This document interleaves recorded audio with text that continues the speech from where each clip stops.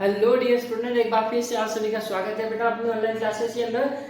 Last video के अंदर अपन important questions देखे थे 2020 बोर्ड में आने वाले, जो हमारा 30 जून को एग्जाम होने वाला है। बेटा हमने चैप्टर थर्ड को कंप्लीट किया था, उसके अंदर पॉलिनोमियल को, ठीक है, वन शॉट वीडियो था जिसमें हमने 3 मार्क्स कैसे हमें लेके आए हैं, कौन से क्वेश्चन में तैयार करने हैं, वो हमने सिखाया था।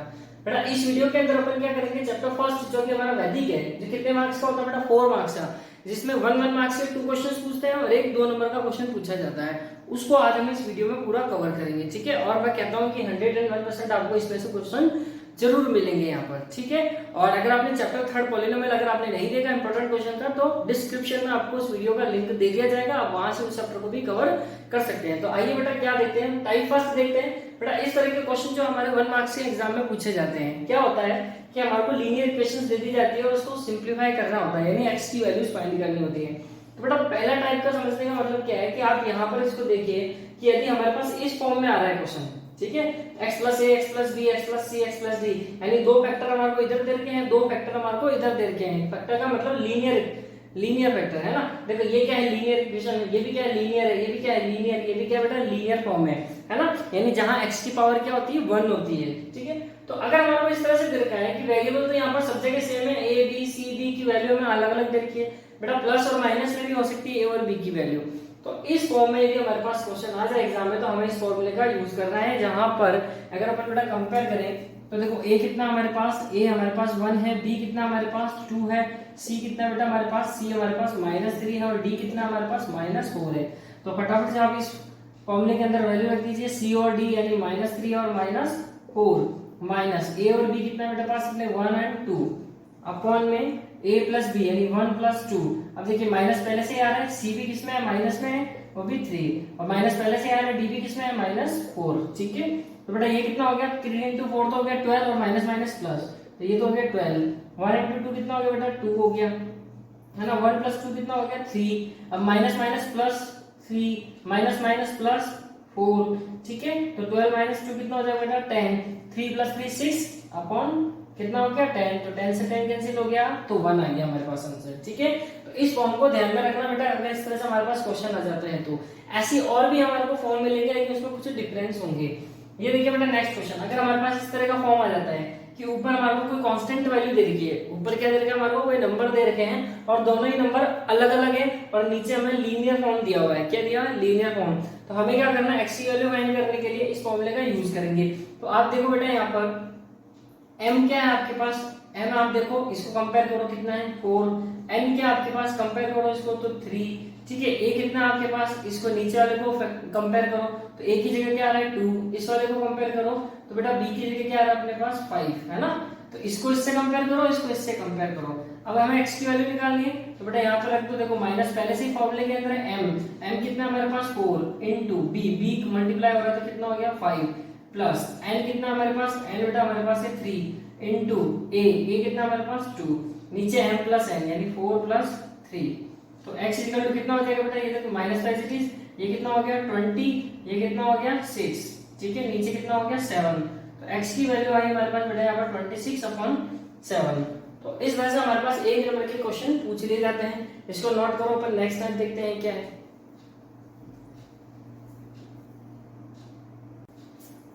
नेक्स्ट देखो बेटा क्या है, इसको भी सिंप्लीफाई करना है। अब यहाँ पर इसको गौर से देखिए बेटा, अब यहाँ पर क्या है, तो गौर से अपने देखा कि इधर भी हमारे पास x+1 आ रहा है और इधर भी हमारे पास x+1 आ रहा है। तो हम यहाँ पर अब बेटा हमेशा ध्यान रखना कि जब भी दोनों साइड हमारे पास कॉमन फैक्टर आ रहा हो, दोनों तरफ हमारे पास क्या आ रहा हो, कॉमन फैक्टर आ रहा हो, तो हम यहाँ पर क्या कहेंगे, सीधी सीधी x की वैल्यू यहाँ पर क्या हो जाएगी, 0 हो जाएगी। तो हम बोल देंगे both side have common factor as x+1 so x equal to 0। तो बेटा ये हमारा आंसर हो गया। आप देखो यहाँ पर अच्छे से इक्वेशन को देखो, क्या कॉमन फैक्टर आ रहा है कि हर एक टर्म के अंदर, तो यहाँ पर एक ही टर्म है x+1 आ रहा है, यहाँ पर भी एक टर्म x+1 आ रहा है, यानी दोनों तरफ क्या बेटा कॉमन फैक्टर है, ठीक है। तो वहां पर x की वैल्यू क्या हो जाएगी 0। इसका एक और एग्जांपल ले तो 2x + 5x plus is equal to 6x + 7x। अब देखो ये हमारे पास, इसको सिंप्लीफाई करना है, तो देखो दोनों टर्म में x आ रहा है, इधर भी दोनों टर्म में x आ रहा है, तो यहाँ पर दोनों ही तरफ आप देखो हमारे पास कॉमन फैक्टर क्या आ रहा है, x आ रहा है, एक्स आ रहा है ना, यहाँ पे सारी टर्म के अंदर एक जैसा आ रहा है वेरिएबल, है ना, या आप कर लो फैक्टर, तो भी यहाँ पर x की वैल्यू क्या हो जाएगी 0। या मान लो 2x plus 1 plus 3x plus 1 is equal to 7x plus 1 is equal plus 4x plus 1। जैसे इसको हमें सिंप्लीफाई करना है, तो सिंप्लीफाई करने से पहले देख लो कि यहाँ सबके अंदर क्या आ रहा है, कॉमन फैक्टर x प्लस 1 आ रहा है, तो डायरेक्टली हम बोल देंगे x की वैल्यू क्या होगी बेटा, यहाँ पर 0 होगी। बात समझ में आएगी? तो ये तो हमारा टाइप है दूसरा। इसको देखो, अभी हमने जस्ट ऐसा एक क्वेश्चन किया है ना, लेकिन इसको हम एक और तरीके से कर सकते हैं। अगर आप डायरेक्टली वैसे करोगे फॉर्मूला लगा के, तो भी आपका आंसर आ जाएगा। और अभी इसके अंदर एक चीज और नोटिस करनी है आपको, नोटिस करने पर अगर वो सही है तो हम इसको डायरेक्टली बोल सकते हैं कि x की वैल्यू 0 हो जाएगी। कैसे हो जाएगी वो देखिए, कि यहाँ पर आप देखो इन दोनों को मल्टीप्लाई करो, तो यहाँ पर कांस्टेंट टर्म क्या है 1 और यहाँ पर कांस्टेंट टर्म क्या है 9। तो कांस्टेंट टर्म जो है, यानी जो इंडिपेंडेंट टर्म है, बात समझ आ रही है, जो इंडिपेंडेंट टर्म है यानी जिसको हम कांस्टेंट टर्म बोलते हैं वैल्यू, अगर वो यहाँ पर देखो कितनी आ रही है, मैं अगर मल्टीप्लाई करूंगा तो 1 को 9 से करूंगा तो कितना आ रहा है 9, इधर भी 3 को 3 से मल्टीप्लाई करो कितना आ रहा है 9। तो यानी दोनों तरफ अगर बेटा इंडिपेंडेंट टर्म यानी स्वतंत्र पद हमारे पास यहाँ पर क्या है, यहाँ पर अगर इक्वल है, सेम है, तो हम डायरेक्टली हम यहाँ क्या बोलेंगे बेटा, डायरेक्टली हम बोलेंगे कि x की वैल्यू यहाँ पर क्या होने वाली है 0 होने वाली है। ठीक है, आप यहाँ कह सकते हो both sides independent terms are same, वो भी क्या है 9, so x इक्वल टू 0। बोलो बेटा बात समझ आई नहीं? फॉर्मूला से करोगे तो भी हो जाएगा। फॉर्मूला क्या था हमारे पास, फॉर्मूला था हमारे पास x plus a x plus b x plus c x plus d. तो हमें फॉर्मूला में क्या रखना था, ऊपर c और d को मल्टीप्लाई करना है, तो c हमारे पास 3 है, d कितना हमारे पास 3 माइनस इसमें a कितना हमारे पास 1 है और ये कितना बेटा 9, और नीचे क्या था हमारे पास a प्लस बी सी है ना, तो a प्लस बी, तो a कितना है 1 प्लस b कितना है 9 माइनस c, तो c कितना है 3 माइनस d, तो d कितना है अपने पास इसमें -3। तो आप देखो बेटा ऊपर 9 माइनस कितना हो गया 9, नीचे कितना हो गया 10, ये कितना हो गया बेटा 6, लेकिन ऊपर हो गया 0 नीचे हो गया 4, तो टोटल कितना है हमारे पास 0। तो आप अगर फॉर्मूला याद है तो भी कर लीजिए, लेकिन बेटा ये वाला फॉर्मूला तो सबके लिए अप्लाई हो जाएगा। इस तरह के जितने भी क्वेश्चन आएंगे उन सब के अंदर ये फॉर्मूला अप्लाई हो जाएगा, लेकिन ये वाला तभी अप्लाई होगा जब इंडिपेंडेंट टर्म वहां पर क्या हो, दोनों ही साइड में सेम हो, तभी हम कह सकते हैं डायरेक्टली कि x की वैल्यू यहाँ पर 0 हो जाएगी। अदरवाइज आपको ये ध्यान नहीं रहता है तो आप ऐसा फॉर्म याद आते ही आप इस फॉर्मूले का यूज करो। कौन सा फॉर्मूला अभी मैंने बताया था, x की वैल्यू निकालने के लिए cd minus ab upon a plus b minus c और माइनस d, इस फॉर्मूले को अप्लाई कर सकते हो आप। ठीक है, इसको नोट कर लीजिए। नेक्स्ट देखते हैं। देखिए बेटा नेक्स्ट क्वेश्चन यहाँ पर क्या है, क्या कह रहा है यहाँ पर, देखो ये और ये इस पैटर्न को बहुत अच्छे से देखना। जब हमारे पास केवल 2 टर्म आए और इधर हमारे पास 0 आ रहा, ठीक है, और ऊपर दोनों के न्यूमरेटर यहाँ पर क्या हो बेटा सेम हो, 1 1 हो सकता है, mm हो सकता है, 2 2 3 3 4 4, यानी ऊपर न्यूमरेटर के अंदर आने वाला नंबर क्या होगा सेम होगा, इक्वल टू 0 होगा और केवल 2 ही टर्म होंगे। उस केस में हमें क्या करना बेटा, यहाँ पर यहाँ जो दोनों ही डिनोमिनेटर है उनका सम किसके इक्वल टू रख देंगे, 0 के इक्वल रख देंगे। तो देखिए कैसे, x प्लस ए प्लस एक्स प्लस बी को क्या करना है 0 के इक्वल करना है, तो x कितना हो गया 2x हो गया, ये हो गया प्लस a प्लस बी, इसको मैं ब्रैकेट में लिख रहा हूँ क्यों, क्योंकि मुझे इसको इधर लेके जाना है। तो 2x इक्वल टू ये इधर जाएगा तो माइनस का a प्लस बी हो जाएगा, है ना बेटा। तो ये 2 कहाँ चला जाएगा नीचे, तो a प्लस बी अपॉन 2, तो ये हमारा x का वैल्यू आ गया। ठीक है, सपोज अगर ये ऐसा होता 1 plus x plus 1 plus 1 plus x plus 2 equal to 0, ठीक है, तो हम क्या करते हैं, देखो दोनों के डिनोमिनेटर सेम है तो इनके डिनोमिनेटर को जोड़ देते हैं, तो x plus 1 plus x plus 2 और जोड़कर किसके इक्वल रख देते हैं 0 के, x हो गया 2x 1 प्लस 2 हो गया बेटा 3 इक्वल टू 0, तो 2x इक्वल टू ये कितना हो जाएगा -3 प्लस 3 उधर गया तो -3 हो गया, x इक्वल टू हो जाएगा -3 अपॉन 2। तो ये दोनों क्या है पैटर्न सेम है, लेकिन इसको देखो कि ये भी आपको क्या बेटा यहाँ पर लगभग सेम लग रहा है ना, यहाँ पर इक्वल टू 0 है, तो इस पैटर्न को बचेंगे कि जब इधर भी हमारे पास 2 टर्म हो और उधर भी हमारे पास क्या बेटा 2 टर्म हो और उनके ऊपर की वैल्यू सारी सेम हो, है ना, न्यूमरेटर सभी के क्या हो सेम हो, तब हम क्या करेंगे यहाँ पर डिनोमिनेटर यानी सम ऑफ डिनोमिनेटर ऑफ LHS क्या कहा मैंने, सम ऑफ डिनोमिनेटर ऑफ LHS। तो x प्लस 1 x प्लस 4 कितना आ रहा है बेटा, 2x प्लस 5 आ रहा है। अब देखो क्या करना है, सम ऑफ डिनोमिनेटर ऑफ RHS, यानी इन दोनों के डिनोमिनेटर का सम, x प्लस 2 और x प्लस 3, तो क्या हो रहा है 2x प्लस 5 हो रहा है। तो यहाँ पर देखिए क्या आ रहा है, दोनों सेम आ रहा है ना। तो जब भी आपके पास इधर भी 2 टर्म हो उधर भी 2 टर्म हो और सभी के न्यूमरेटर क्या आ रहे हो बेटा, यहाँ पर सेम आ रहे हो, तो उस केस में आप क्या करो कि LHS पार्ट के डिनोमिनेटर को जोड़ दो और RHS पार्ट के डिनोमिनेटर को जोड़ दो, और वो दोनों क्या आ रहे हैं, सेम आ रहे हैं। तो उनमें से किसी एक को आप 0 के इक्वल रख दो, क्योंकि दोनों ही सेम है। तो वहां से आपको क्या मिल जाएगी, x की वैल्यू मिल जाएगी। तो 2x इक्वल टू कितना हो जाएगा, -5, तो x इक्वल टू हो जाएगा -5/2। बेटा इस पैटर्न पे ज्यादा क्वेश्चन पूछे जाते हैं, तो इसको बहुत अच्छे से आप पढ़ना। समझ में आया? नेक्स्ट देखते हैं, इसको नोट कर लो। ये क्वेश्चन देखिए बेटा क्या है, आपको इन दोनों क्वेश्चन को देखने में पैटर्न सेम लगेगा, ठीक है। तो इस तरह को हमारे को किस तरह हैंडल करना है, सबसे पहला आप यहाँ पर एक रूल ध्यान रखिए कि यदि sum of numerator of both side and sum of denominator of both side equal आ रहे हो, तो उनमें से किसी एक को 0 के इक्वल रखे x की वैल्यू निकाल लेते हैं। तो देखते हैं यहाँ पर sum of numerator of both side, तो बेटा यहाँ पर क्या है, इसका न्यूमरेटर 2x प्लस 3, इसका न्यूमरेटर क्या है 2x प्लस 5, और दोनों का क्या करना है सम। तो देखो 2x कितना हो गया बेटा 4x, 3 प्लस 5 कितना हो गया 8। अब इसी तरह हम क्या निकाल लेंगे, sum of denominator of both sides.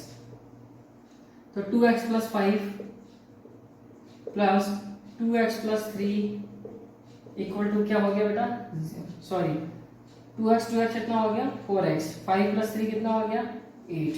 तो देखो यहाँ पर दोनों साइड के न्यूमरेटर का सम और दोनों ही साइड के डिनोमिनेटर का सम क्या आ रहा है, इक्वल आ रहा है। तो आप यहाँ पर क्या करो, 4x प्लस 8 इक्वल टू 0 रख दो, दोनों में से किसी एक को भी। तो 4x इक्वल टू बेटा कितना हो जाएगा -8 प्लस 8 उधर जाके, तो 4 आ जाएगा यहाँ पर 8 के अपॉन में। तो बेटा x की वैल्यू कितनी हो जाएगी -2। बोलो समझ में आया नहीं आया?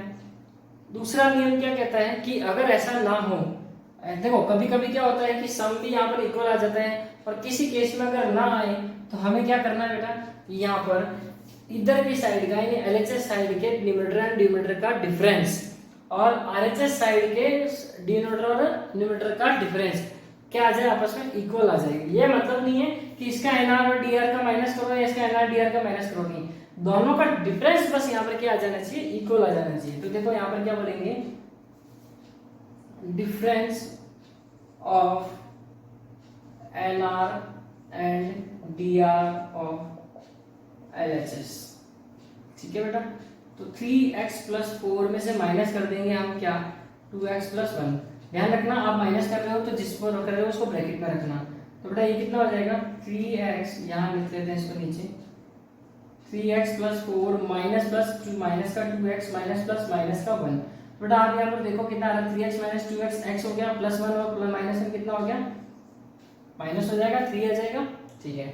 अब देखो difference of numerator and denominator of RHS, देखो x माइनस 8 में से इसको माइनस करेंगे तो कुछ अलग आएगा। तो हमने क्या कहा कि डिफरेंस आना चाहिए बस दोनों का सेम, चाहे आप इसको इसमें से माइनस करो या इसको इसमें से माइनस करो, वो मैटर नहीं करता। तो 2x minus 5 minus x minus 8, तो 2x minus 5 minus x minus minus plus 8, तो 2x माइनस x कितना हो गया बेटा, x हो गया यहाँ पर, माइनस 5 प्लस 8 माइनस करेंगे तो कितना आ जाएगा +3। तो देखो दोनों क्या आ रहे हैं यहाँ पर, इक्वल आ रहा है। तो इन दोनों में से किसी एक को क्या करो आप 0 टू इक्वल रख दो, ठीक है। यहाँ से x की वैल्यू कितनी आ जाएगी -3। तो दो पैटर्न हमने यहाँ पर, और दोनों पैटर्न सेम है लेकिन करने का तरीका अलग है। एक में क्या होता है कि दोनों ही साइडों के न्यूमरेटर और डिनोमिनेटर का सम इक्वल आता है, और एक में क्या होता है कि एक ही साइड के NR और DR का डिफरेंस दूसरी ही साइड के NR और DR के डिफरेंस के सेम आता है। इसके अंदर बेटा क्या है कि रेशियो प्रोपोर्शनल भी होते हैं। कहने का मतलब क्या है, कभी कभी जब हम दोनों ही साइड के डिनोमिनेटर और न्यूमरेटर को जोड़ते हैं तो हमारे पास रेशियो क्या प्रोपोर्शनल आ जाता है, जैसे 1:2 या 2:1 आ जाता है ना, 1:2 या 2:1 आ जाता है। तो उस केस के अंदर भी आप क्या कर सकते हो बेटा कि यहाँ पर दोनों में से किसी का भी सम जो है उसको आप 0 टू इक्वल रख दो। डिफरेंस में भी कभी कभी ऐसा ही होता है कि ये रेशियो क्या आ जाता है, दोनों का जो डिफरेंस है इनके डिफरेंस का रेशियो क्या होता है, प्रोपोर्शनल हो जाता है, यानी यही 1:2 या 2:1 समथिंग आ जाता है। तो उसमें भी आप क्या करो, दोनों के डिफरेंस में किसी भी एक को आप 0 to इक्वल रख दो तो भी आपके पास आंसर आ जाएगा। प्रोपोर्शनल का मतलब क्या है, जैसे मान लो बेटा 2x + 4 और नीचे आ रहा हो 4x + 8, तो आप यहाँ पर देखो दोनों का जो रेशियो है किस रेशियो में दिखाई दे रहा है, 1:2 में दिखाई दे रहा है, फिर 2x का डबल नीचे 4x है, 4x का डबल 8 है। तो ट्रिकली इसको आप ध्यान रखो कि यहाँ पर जो है नीचे वाला जो है इसका क्या आ रहा है, ट्वाइस ही दिख रहा है ना एक तरह से, तो 1:2 हो गया। तो इन दोनों में से किसी भी आपको क्या करो 0 to इक्वल रख दो, किसको, यहाँ पर कि sum of numerator both side and sum of denominator of both side, यदि प्रोपोर्शनल आता है इनका रेशियो तो ठीक है, उसको भी आप 0 के इक्वल रख के आंसर निकाल सकते हो। अदरवाइज ये तो आपको करना ही करना है, नोट कर लीजिए इसको। ये देखिए बेटा नेक्स्ट टाइप का क्वेश्चन जो हमारा है, फाइंड द स्क्वायर बाय सूत्रनिकेलम मेथड। तो बेटा जब हमें यहाँ पर स्क्वायर फाइंड करना वो भी निकेलम मेथड से, तो ध्यान रखना यहाँ पर दो मेथड होंगे, एक तो होगा बेटा बेस मेथड और एक होगा सब बेस मेथड।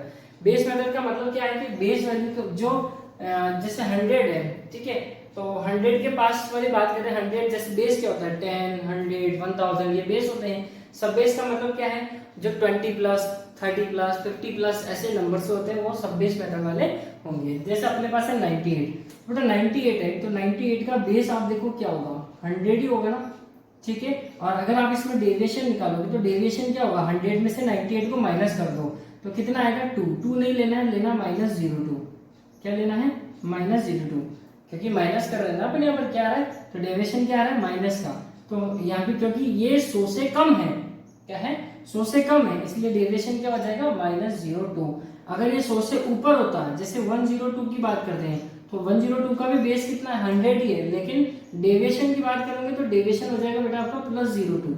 समझ में आया कि डेविएशन कैसे लेना है। तो अब आप यहाँ पर वैल्यू रख दीजिए, देखो नंबर, तो नंबर क्या हमारे पास 98 प्लस इसमें ऐड करना है डेविएशन, तो डेविएशन कितना हमारे पास -02, फिर ऑब्लिक हमारे पास आ रहा है डेविएशन का स्क्वायर, तो डेविएशन क्या है हमारे पास -02 का होल स्क्वायर।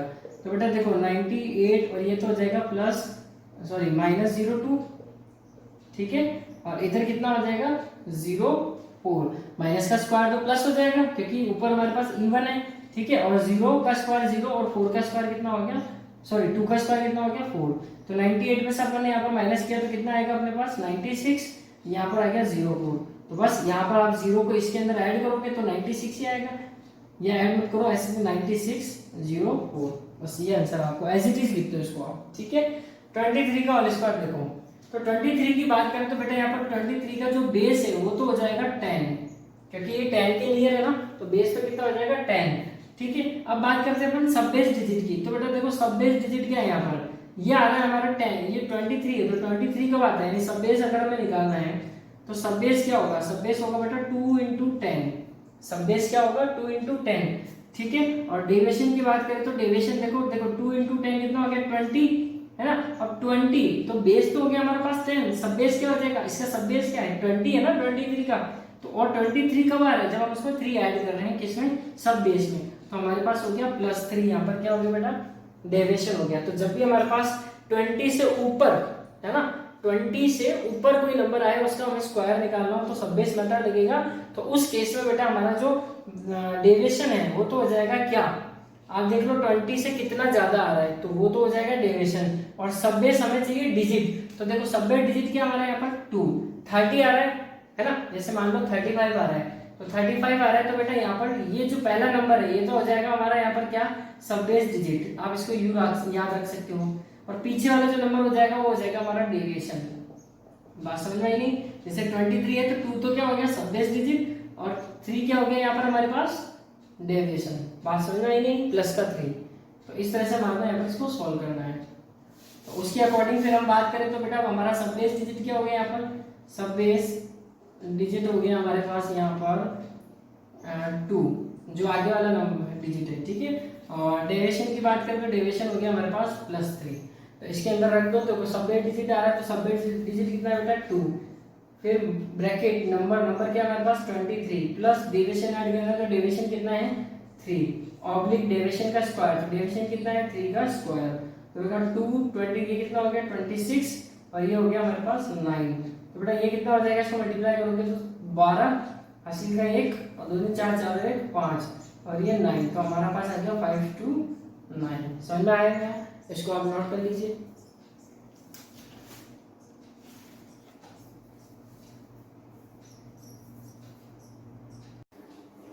नेक्स्ट क्वेश्चन देखेंगे बेटा, अपन को क्यूब फाइंड करना है। किससे? सूत्रनिखिलम मेथड से। ध्यान रखना बेटा, ये क्वेश्चन हमारे से 2 नंबर में भी एग्जाम में पूछा जा सकता है, ठीक है, पार्ट बी के अंदर, है ना। तो उस पर डिपेंड करता है कि ये भी पूछ ले या फिर 2 नंबर के और क्या क्वेश्चन बनते हैं वो भी बताएंगे। तो हमें क्या करना है, क्यूब फाइंड करना है। किससे? निखिलम मेथड से। तो पहले हम करेंगे बेस मेथड से, है ना, बेस मेथड से सीखेंगे। तो करना क्या है, नंबर, फिर नंबर रखेंगे, फिर उसका डेविएशन, फिर डेविएशन का स्क्वायर इंटू 3, फिर डेविएशन का क्यूब। तो बेटा ये हमारे पास नंबर है। तो बेटा बेस क्या है इसका? बेस तो हो जाएगा हमारे पास 10, क्योंकि 10 के नियर है, ठीक है। ध्यान रखना 11 से लेकर 19 तक जो सारे हैं उनका बेस क्या होगा बेटा? 10 होगा, ठीक है। उसके बाद आता है तो वो क्या हो जाते हैं, सब बेस मेथड के हो जाते हैं। अब इसके अंदर बात करें अपन डेविएशन की, ठीक है, यानी विचलन। तो बेटा ये क्या होगा यहाँ पर, ये हो जाएगा, देखो कितना, 10 से कितना ज्यादा है, +2, तो डेविएशन हमारे पास हो गया +2। तो यहाँ पर रखेंगे नंबर, नंबर क्या हमारे पास 12 इंटू +2, ठीक है, इंटू डेविएशन कितना हमारे पास +2 है, ऑब्लिक 3 इंटू डेविएशन कितना है +2 का होल स्क्वायर और +2 का क्यूब, ठीक है। रख दिया हमने वैल्यू। तो बेटा यहाँ पर देखो कितना हो जाएगा 12, 2 इंटू 2 कितना हो जाएगा 4, ये देखिए 2 का स्क्वायर हो जाएगा 4। आप चाहो तो यहाँ पर प्लस ना लगाओ तो भी चलेगा, है ना, क्योंकि डेविएशन हमारा प्लस के अंदर है। अगर ये 8 होता तो 8 का क्यूब निकालते तो हम -2 लेते, क्या लेते, -2, ठीक है। तो 2 यहाँ पे देखिए 2 का स्क्वायर कितना हो गया 4 और 4 इंटू 3 कितना हो जाएगा बेटा 12, उसको हम u लिखेंगे, ठीक है। और देखिए बात 2 का क्यूब कितना हो जाएगा 8, 12 + 4 कितना हो गया 16, ये 12 हमारा, और ये बेटा ये 1 क्या करो 16 में ऐड कर दो तो कितना हो गया 17, यहाँ पर 1 डिजिट है 2, यहाँ पर है 8, एज इट इज लिख लो।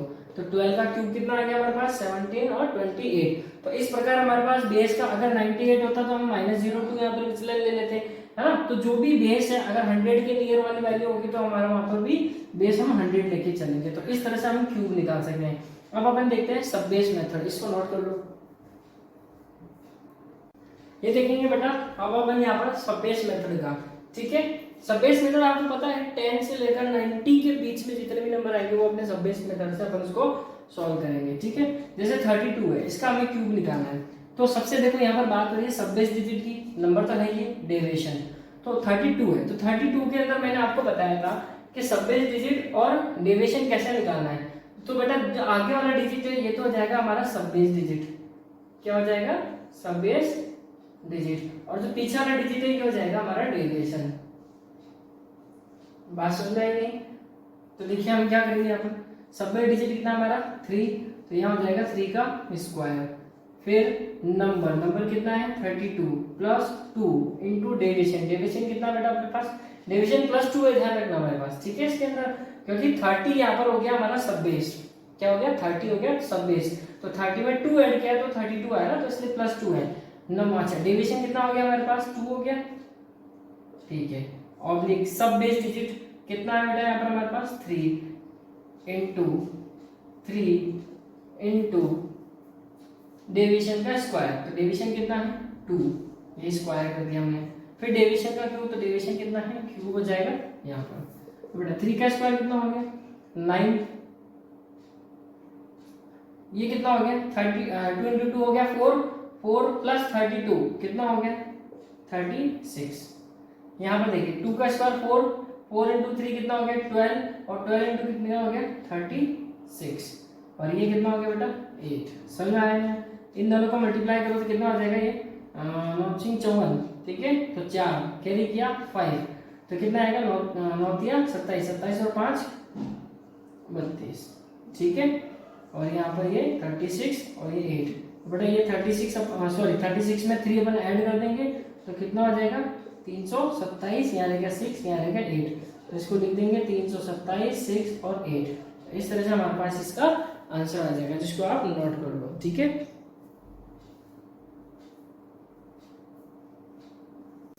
ये देखिए बेटा एक और क्वेश्चन हमारे पास, बहुत इंपॉर्टेंट क्वेश्चन है, 2 मार्क्स का है।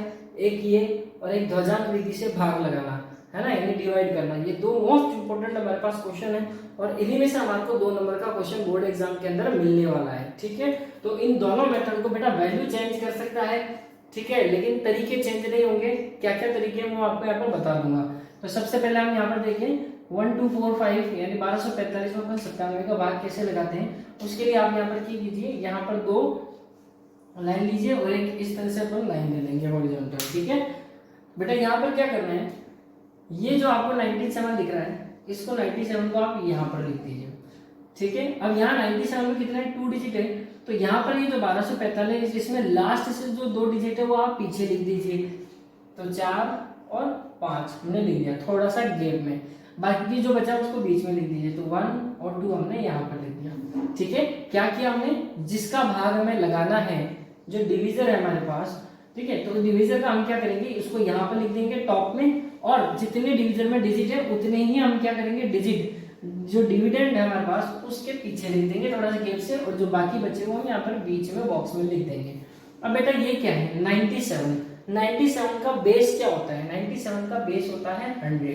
समझ में आ रही है, 97 का बेस क्या है 100, क्योंकि 100 के नियर है। अब मैं इसमें कितना ऐड करूं कि मुझे 100 मिल जाए, तो मैं क्या करूंगा, 3 ऐड करूंगा, तो हम लिखेंगे 03। क्या लिखेंगे, 03। 96 होता तो 04, समझ में आ रही है।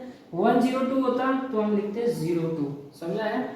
अब देखिए यहाँ में, अच्छा ध्यान रखना, यहाँ पर हमेशा पॉजिटिव ही आएगा।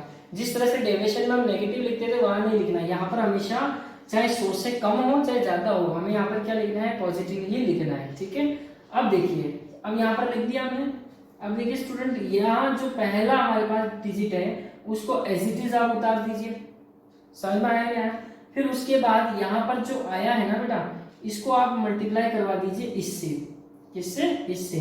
तो देखो 1 0 से मल्टीप्लाई होगा तो 0 आएगा, उसको लिख दीजिए आप अगला जो हमारा डिजिट है उसके नीचे। 1 3 से मल्टीप्लाई होगा तो 3 को आप लिखेंगे अगले डिजिट के नीचे। समझ में आया नहीं आया, क्या करना है कि भाई 1 एज इट इज उतार दे, यानी यहाँ जो पहला डिजिट है उसको एज इट इज उतारना है, फिर यहाँ जो आएगा उसको हमें मल्टीप्लाई करवाना है, किससे, इससे। तो इससे मल्टीप्लाई होगा तो कितना आएगा, 03 आएगा 1 से मल्टीप्लाई होकर। तो 0 को एक डिजिट के नीचे और 3 को उसके अगले डिजिट के नीचे हमने लिख दिया। ठीक है, अब देखो इन दोनों को एक साथ नहीं जोड़ना है, पहले हमें एक एक करके जोड़ना है। इन दोनों को जोड़ो तो 2 और 0 कितना हो गया, 2 हो गया। बात समझ में आई है, ठीक है। अब वही प्रोसेस वापस, अब इस 2 को हम किससे मल्टीप्लाई करवा देंगे, इस 03 से मल्टीप्लाई करवा देंगे। तो देखो 2 03 से मल्टीप्लाई होगा तो कितना आएगा, 06, यानी 2 0 से मल्टीप्लाई होगा तो 0, उसको कहाँ लिख देंगे अपन, यहाँ नीचे, क्योंकि अभी तक हमने इसको ऐड नहीं किया है। ठीक है, और यहाँ पर 6 कहाँ लिख देंगे हम, जो 2 × 3 6 कहाँ लिख देंगे, यहाँ पर 5 के नीचे। समझ में आया स्टूडेंट, हमने क्या किया यहाँ पर। ठीक है, अब इसको हम ऐड कर देते हैं। अब देखिए बस हमारा यहाँ तक काम हो गया, यहाँ तक जाने के बाद हमें क्या करना है, सिर्फ इन सभी को ऐड कर देना। फिर ऐसा नहीं है कि भाई हम, क्योंकि अब यहाँ पर देखिए इसको और इसको एक साथ ऐड करना है, उधर जाते ही सीधी सीधी सी बात है। ठीक है, काम हमारा खत्म हो गया। अब 5 और 6 कितना होता है, 11, कैरी कर दो तो 4 और 3 कितना होता है, 7, 7 और 1 कितना हो जाएगा, 81। तो बेटा यहाँ पर हमारे पास जो क्वेश्चन आएगा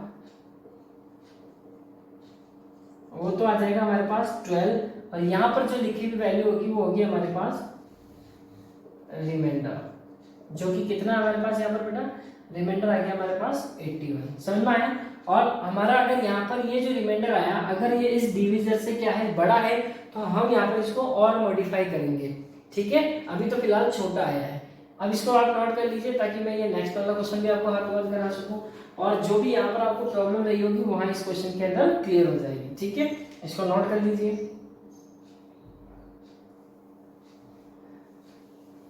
तो देखिए स्टूडेंट, अब हम नेक्स्ट क्वेश्चन करते हैं। क्या है हमारा, बहुत इंपॉर्टेंट क्वेश्चन है इस बार, इसमें से क्वेश्चन पूछा जा सकता है निखिलम विधि से। देखिए स्टूडेंट, अब हमारे पास इसके अंदर डिवीजन क्या है, 88। तो 88 में 2 डिजिट है, तो यहाँ पर जो हम जिसका भाग लगाएंगे उसके पीछे डिजिट हम यहाँ पर 2 लिख देंगे। ठीक है, यानी कहने का मतलब जितना डिवीजन के अंदर डिजिट है उतने ही डिजिट हम डिविडेंड से लेंगे। ठीक है, और उसको हम क्या करेंगे, सबसे लास्ट वाले बॉक्स में लिख देंगे, जो बाकी बचा जो यहाँ पर आ जाएगा। बोलो यहाँ तक समझ में आया नहीं आया?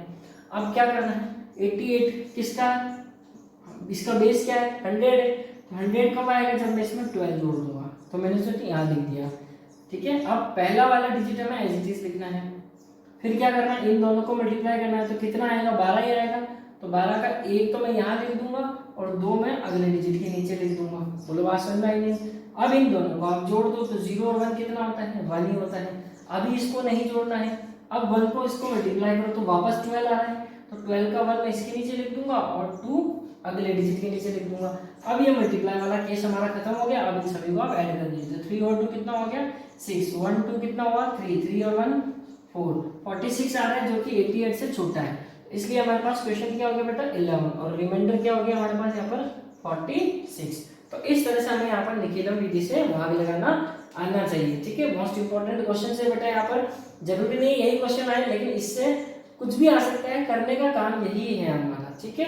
अब हम देखेंगे ध्वजांक विधि से कैसे भाग लगाते हैं, इसको नोट कर लीजिए।